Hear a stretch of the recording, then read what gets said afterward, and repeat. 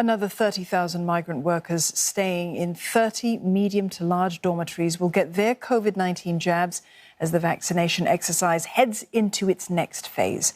The Manpower Ministry says that about 97% of 9,000 eligible workers receive their first dose in the first round.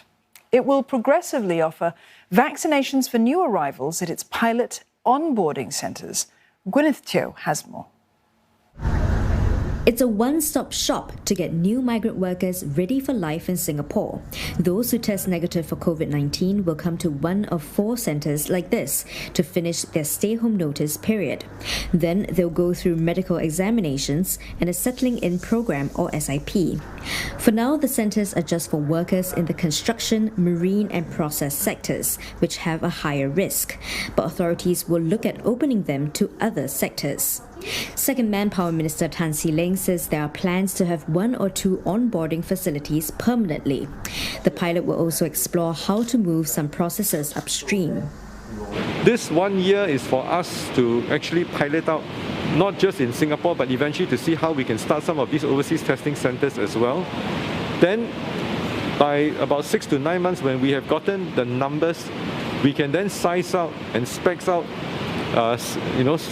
specify out what kind of facility, how big and where we can site the facility. Employers pay up to $2,400 per worker, saving about $300 compared to the usual costs, according to MOM. There are other benefits as well. In the past, employer have to arrange transport to send the worker to the SIP program and also to the work pass department to do the registration. So it can be very disruptive when the worker started work and then stop and then start. It saves a lot of time and also some transport costs. One worker who has worked in Singapore for 13 years says his stint at the centre has been helpful as he's learning about safe management rules, his rights as a worker, and even how to avoid being scammed. Last time any worker coming anything don't know.